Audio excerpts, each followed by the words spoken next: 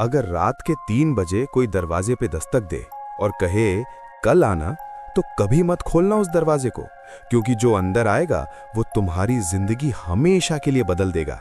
ये है कर्नाटका की एक सच्ची कहानी जो आज भी लोगों की रूह कांप देती है। शिमोगा डिस्ट्रिक्ट, कर्नाटका। 2019 की गर्मियों की बात है। रमेश कुमार, एक सिंपल सा स्कूल टीचर, अपनी प्यारी वाइफ प्रिया और 8 साल के मासूम बेटे आदित्य के साथ खुशी से रहता था। उनका घर गांव के बीच में था, पुराने आम के पेड़ों के साये में। जिंदगी एकदम नॉर्मल थी। सुबह स्कूल, शाम को घर, रात को परिवार के साथ डिनर। बस यही रूटीन था रमेश का। लेकिन 15 जून की रात सब कुछ बदल गया।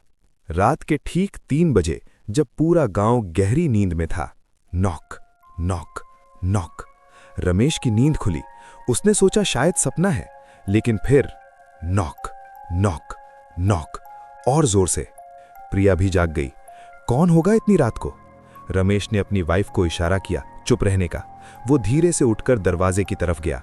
उसका दिल जोर जोर से धड़क रहा था। कौन है? क्या चाहिए इतनी रात को? रमेश ने थोड़ा डर के साथ पूछा। एक औरत की आवाज आई, बहुत ही मीठी, जैसे कोई गाना गा रही हो, लेकिन उसमें कुछ अजीब सा था, कुछ डरावना था। कल आना, बस कल आना। रमेश ने जल्दी से पीप होल से बाहर देखा, लेकिन वहां सिर्फ अंधेरा था, कोई नहीं था। प्रिया, कोई नहीं है बाहर, शायद कोई मजाक कर रहा है। रमेश ने अपनी बीवी को तसल्ली दी, लेकिन उसका दिल कह रहा था ये मजाक नहीं है। अगली सुबह रमेश ने पूरे मोहल्ले में पूछा, किसी ने कुछ नहीं सुना, सब चैन से सोए थे। लेकिन अगले दिन रात फिर 3 बजे, नॉक नॉक नॉक। कल आना, कल जरूर आना। इस बार आवाज में एक अजीब सी अर्जेंसी थी, जैसे कोई तड़प रहा हो। रमेश ने फिर बाहर देखा, कोई नहीं, सिर्फ ठंडी हवा चल रही थी। तीसरी रात, चौथी रात, 5वीं रात, हर रात 3 बजे वही दस्तक, वही आवाज। प्रिया डर गई थी। वो रात में सो नहीं पाती थी। 3 बजे से पहले ही जाग जाती और आदित्य को सीने से लगा लेती। छोटे आदित्य ने स्कूल जाना बंद कर दिया। वो कहता, पापा वो आंटी मुझे बुला रही है, वो कहती है कल आना। ये सुनकर रमेश के पसीने छूट गए। बेटा, तुमने उसे देखा है? नहीं पापा, बस आवाज सुनाई देती है, वो बहुत उदास लगती है। रमेश समझ गया ये कोई नॉर्मल चीज नहीं है। उसने अपने कॉलेज के दोस्त कार्तिक को फोन किया, जो अब बैंगलोर में सिक्योरिटी सिस्टम का काम करता था। रमेश, टेंशन मत ले, मैं कल आके सीसीटीवी कैमरास लगा दूंगा, पता चल जाएगा कौन है ये। अगले दिन कार्तिक ने 3 कैमरेज लगाए, एक दरवाजे पे, एक गेट पे, एक पीछे। 15 दिन हो गए, कैमरेज में कुछ नहीं, बिल्कुल कुछ नहीं। लेकिन आवाज वो रोज आती थी, और अब ज्यादा लंबी हो गई थी। कल आना, प्लीज कल जरूर आना, मैं इंतजार कर रही हूं इतने सालों से। प्रिया एक रात रो पड़ी। रमेश, मुझसे यहां नहीं रहा जाता, चलो यहां से कहीं और चलते हैं। आदित्य भी रो रहा था। मुझे डर लग रहा है पापा। लेकिन रमेश एक जिद्दी आदमी था। नहीं, ये हमारा घर है, हम किसी से नहीं डरेंगे, मैं आज पकड़ लूंगा जो भी है। 16वीं रात रमेश ने पूरी तैयारी की थी। उसने हाथ में हॉकी स्टिक पकड़ी, दरवाजे के पास एक कुर्सी रख के बैठा था। उसकी आंखें दरवाजे पे टिकी थीं। प्रिया ने रिक्वेस्ट किया, प्लीज रमेश रहने दो, पुलिस को बुलाओ। पुलिस क्या करेगी प्रिया? कैमरे में कुछ नहीं दिख रहा, वो भी पागल समझेंगे हमें। 2:55 बजे। रमेश की धड़कन बढ़ गई। 5 मिनट बाकी थे। 2:58, 2:59, 3 o'clock। Knock knock knock. लेकिन इस बार दस्तक अलग थी, बहुत तेज, बहुत जोर से, जैसे कोई गुस्से में हो। कल आना गोला था, तुमने सुना नहीं? आवाज में अब मिठास नहीं थी, दर्द था, गुस्सा था, तन्हाई थी। रमेश ने सारे डर को साइड में रखा और गुस्से में दरवाजा खोल दिया। कौन हो तुम? क्या चाहिए तुम्हें? बाहर कुछ नहीं, बिल्कुल कुछ नहीं, सिर्फ गहरी खाली रात। ठंडी हवा चली, बहुत ठंडी, जैसे किसी ने फ्रीजर का दरवाजा खोल दिया हो। रमेश बाहर निकला, इधर उधर देखा। कहाँ हो तुम? सामने आओ। तभी उसके पीछे से, घर के अंदर से वो आवाज आई। लेकिन अब वो सिर्फ आवाज नहीं थी, वो एक प्रेजेंस थी, एक महसूस थी। मैंने तुमसे कहा था कल आना। रमेश पलट कर देखा और उसका दिल रुक गया। एक औरत खड़ी थी, पुरानी सफेद साड़ी में, लंबे काले बाल, लेकिन उसका चेहरा बहुत धुंधला था, जैसे किसी ने ब्लर कर दिया हो। लेकिन उसकी आंखें वो साफ दिखाई दे रही थीं। खाली आंखें, उदास आंखें, दर्द से भरी आंखें। प्रिया जोर से चिल्लाई। आदित्य अपनी मां के पीछे छुप गया। रमेश की आवाज कांप गई। तुम कौन हो? औरत आगे बढ़ी। उसके पांव जमीन को छू नहीं रहे थे, वो तैर रही थी। मैं इंतजार कर रही थी, बहुत लंबे समय से। उसने कहा था कल आऊंगा। मैं कल से आज तक बस इंतजार कर रही हूं। रमेश के हाथ से हॉकी स्टिक गिर गई। वो पीछे हटने लगा। प्लीज, हमने तुम्हारा क्या बिगाड़ा है? औरत ने अपना हाथ बढ़ाया। उसकी उंगलियां लंबी थीं, सूखी हुई। तुमने दरवाजा खोला, तुमने मुझे बुलाया। अब तुम भी इंतजार करोगे, हमेशा। तभी अचानक दरवाजा खुला। रमेश का 70 साल का पड़ोसी शंकर राव अंदर आया। उसके हाथ में एक दिया था और विभूति की एक पोटली। रमेश, पीछे हटो, इससे हाथ मत लगाओ। शंकर राव ने मंत्र पढ़ना शुरू किया। ओम नमः शिवाय, ओम नमः शिवाय। उसने विभूति आत्मा की तरफ फेंकी। आत्मा चिल्लाई, एक ऐसी आवाज जो इंसानी नहीं थी। कोई समझता नहीं, कोई समझना नहीं चाहता। शंकर राव रुका। उसने रमेश की तरफ देखा।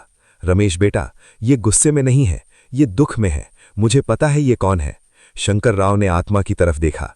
तुम हो कमला ना? शर्मन की बेटी कमला? आत्मा थोड़ी शांत हुई।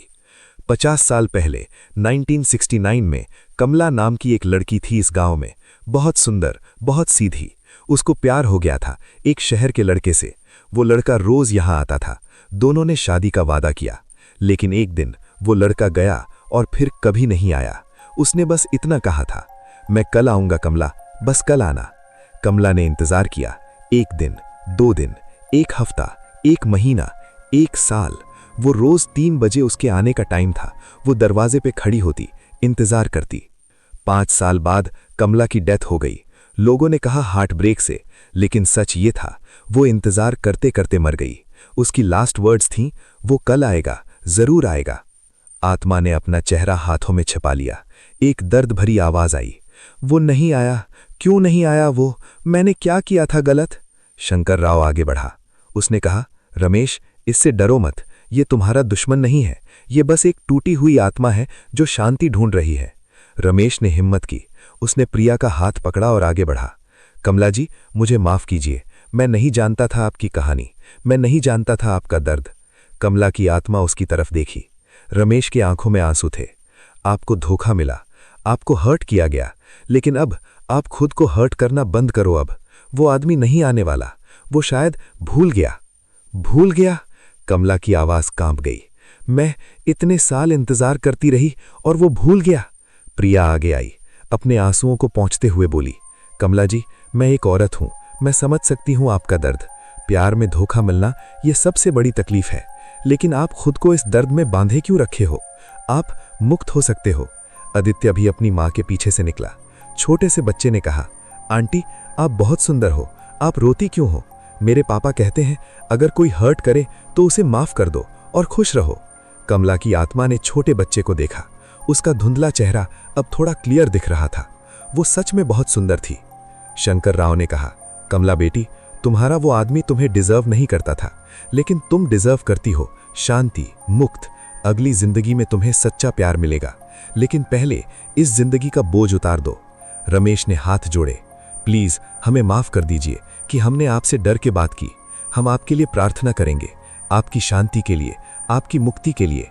कमला कुछ देर चुप रही, फिर धीरे धीरे बोली, तुम लोग मुझसे डरे नहीं, मुझे भूत समझते हो ना? प्रिया ने कहा, आप भूत नहीं हो, आप एक औरत हो जिसको हर्ट किया गया, जिसको धोखा दिया गया। हम आपसे नहीं, हम आपके दर्द से डरते हैं, क्योंकि वो दर्द हमें दिखाता है कि प्यार में कितना रिस्क है। कमला ने अपने हाथों से अपना चेहरा छू लिया। शायद वो सालों बाद रो रही थी, असली आंसुओं के साथ। मैं थक गई हूं, मैं बस शांति चाहती हूं।